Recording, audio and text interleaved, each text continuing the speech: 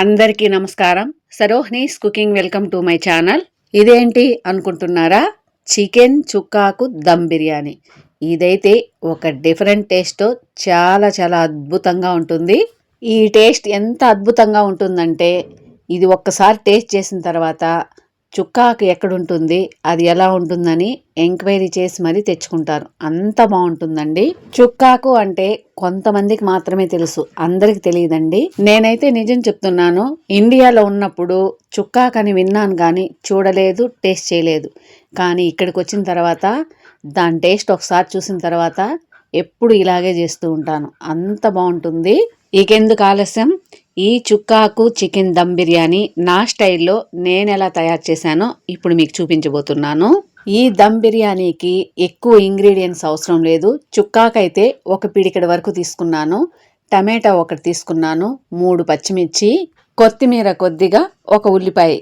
ఇప్పుడు ఇవన్నీ బాగా కడిగేసి సన్న ముక్కలుగా కట్ చేసి పక్కన పెట్టేసుకుంటున్నాను. ఇలా సన్నగా కట్ చేసుకున్న తర్వాత ఇందులో కొద్దిగా బిర్యానీ స్పైసెస్ కూడా యాడ్ చేశాను నేను. ఇప్పుడు నేనైతే కొద్దిగా ఉప్పు, 1 స్పూన్ కారం, పసుపు కొద్దిగా తీసి పక్కన పెట్టుకున్నాను. చికెన్ అయితే ఉప్పు నీళ్ళల్లో, అంటే కొద్దిగా గోరువెచ్చని నీళ్ళల్లో ఉప్పు కొంచెం లెమన్ వేసి ఇలాగ క్లీన్ చేసి పక్కన పెట్టుకున్నాను. ఇందులో ఉప్పు, పసుపు, కారం వేసేసి బాగా ముక్కలకి పట్టించేస్తున్నాను. ఇలా చేయడం వల్ల చికెన్ నీసు వాసన రాకుండా టేస్ట్ చాలా బాగుంటుంది. ఇప్పుడు ఇలా బాగా కలిపేసిన తర్వాత మూత పెట్టేసి పక్కన పెట్టేస్తున్నాను.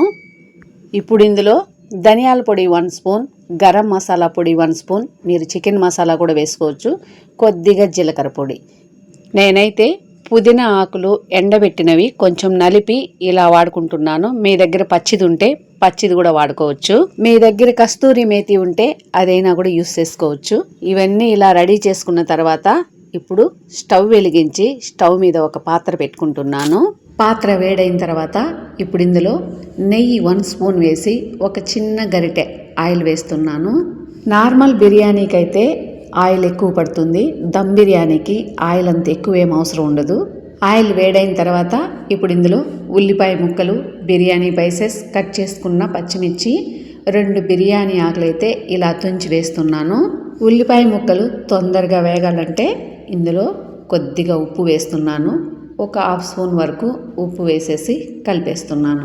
ఎటువంటి బిర్యానీ అయినా సరే ఉల్లిపాయ ముక్కలైతే గోల్డ్ కలర్ వచ్చేంతవరకు వేయిస్తే టేస్ట్ చాలా చాలా బాగుంటుంది. ఈ మాత్రం వేగితే చాలు. ఇప్పుడు ఇందులో 1.5 స్పూన్ వరకు అల్లం వెల్లుల్లి పేస్ట్ వేసేస్తున్నాను.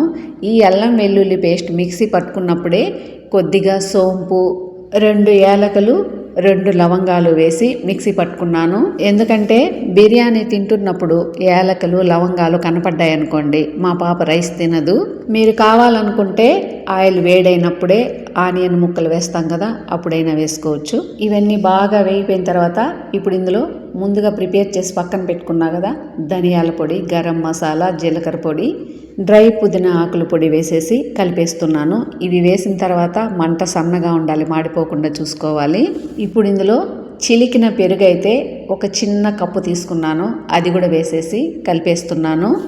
ఇవన్నీ బాగా కలిపేసి ఆయిల్ కొద్దిగా పైకి తేలినప్పుడు ఇప్పుడు ఇందులో ముందుగా ఉప్పు, కారం, పసుపు వేసి పక్కన పెట్టుకున్నాం కదా ఆ చికెన్ ముక్కలన్నీ ఇందులో వేసేసి కలిపేస్తున్నాను. చికెన్ ముక్కలన్నీ వేసిన తర్వాత ఇలా బాగా కలిపేసి మూత పెట్టేసి సన్న మంట మీద ఒక్క ఉడుకు పట్టేంతవరకు అయితే ఉడికించేస్తున్నాను. చికెన్ అయితే ఈ మసాలాలో 40% ఉడికేంత వరకు మూత పెట్టి మధ్య మధ్యలో కలుపుతూ ఉడికించుకోవాలి. ఇలా చికెన్ 40% ఉడికిన తర్వాత సన్నగా పొడవుగా కట్ చేసుకున్న టమాటా ముక్కలు, చుక్కాకు సన్నగా కట్ చేసుకోవాలా, పెద్ద పెద్ద ముక్కలుగా కట్ చేసుకోవాలా అనేది ఏం లేదు, మీ ఇష్టం, ఎలాగైనా కట్ చేసుకోండి. ఎందుకంటే అంతా ఉడికిపోయిన తర్వాత ఇది రైస్లో కానీ కర్రీలో కానీ అస్సలు కనిపించదు. నేనైతే చికెన్ 1/2 కేజీ తీసుకున్నాను. 1/2 కేజీ చికెన్కి ఒక చిన్న కట్ట చుక్కాకు అయితే సరిపోతుంది. నేను టమాటాలు ఎక్కువ ఎందుకు వేయడం లేదంటే చుక్కాకు కొద్దిగా పులుపు ఉంటుంది కాబట్టి ఒక టమాటా ఈ చుక్కాకు అయితే నాకు కరెక్ట్గా సరిపోతుంది. ఈ రైస్ అయితే ముగ్గురికి సరిపోతుంది. బాస్మతి రైస్ అయితే 1/2 కేజీ తీసుకున్నాను. ఇది 1 అవర్ ముందు బాగా క్లీన్ చేసేసి నానబెట్టేసుకున్నాను. ఇప్పుడు ఆ రైస్ కూడా ఇందులో వేసి కలిపేస్తున్నాను. చుక్కాకు కట్ చేసుకున్నప్పుడే కొత్తిమీర కూడా నేను కట్ చేసి అందులో వేసేసాను. ఆ రైస్ మొత్తం వేసి ఈ మసాలా అంతా రైస్కి పట్టేంత వరకు ఒక 5 నిమిషాలైతే కలిపేస్తున్నాను. ఇలా చేయడం వల్ల రైస్ మెతుకు అతుక్కోదు, టేస్ట్ కూడా చాలా బాగుంటుంది.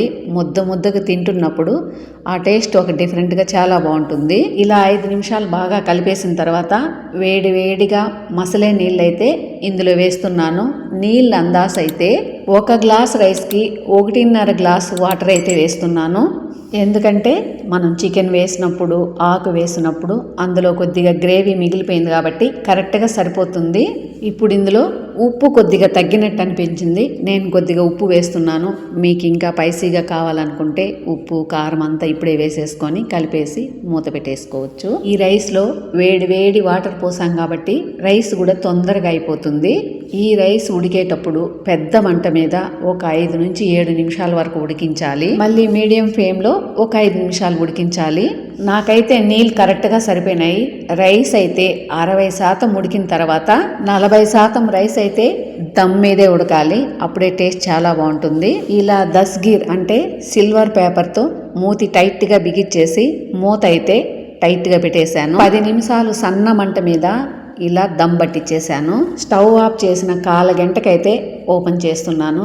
చూసారా ఎంత బాగా వచ్చిందో రైస్ అయితే. చికెన్ ఉడికేటప్పుడు చుక్కాకు వేసాము చూడండి, అప్పటి నుంచి స్మెల్ ఇప్పటి వరకు వస్తూనే ఉంది. చూసారా ఈ బిర్యానీలో చుక్కాకు ఎక్కడా కనిపించదు. ఎవరైనా మన ఇంటికి బంధువులు వచ్చినప్పుడు ఇలా ఒకసారి చేసి పెట్టండి, వాళ్ళంటారు చుక్కాకు బిర్యానీ, ఇందులో ఆకు ఎక్కడా అని అడుగుతారు. టేస్ట్ కూడా చాలా అద్భుతంగా ఉంటుంది. ఈ బిర్యానీ ముందు ఇంక ఏ బిర్యానీ కూడా దిగదుడిపే, అంత సూపర్గా ఉంటుంది. ఈ టేస్ట్ అయితే ఎక్కడ హోటల్లో కూడా దొరకదండి మనకి, అంత బాగుంటుంది. గుమగుమలాడుతూ చుక్కాకు చికెన్ బిర్యానీ అయితే రెడీ అయిపోయింది. ఈ చుక్కాకు చికెన్ దమ్ బిర్యానీ అయితే అద్భుతంగా ఉంటుంది. ఇలాగే తినేసేయవచ్చు. ఇకెందుకు ఆలస్యం, మీరు కూడా ఒకసారి ఇలా తయారు చేసుకొని మీకు ఎలా వచ్చిందో కామెంట్ బాక్స్లో తెలియజేయండి. నా వీడియోస్ మీకు నచ్చినట్లయితే లైక్ చేయండి, షేర్ చేయండి, సబ్స్క్రైబ్ చేసి సపోర్ట్ చేయండి. థ్యాంక్ యూ ఫర్ వాచింగ్ అండి.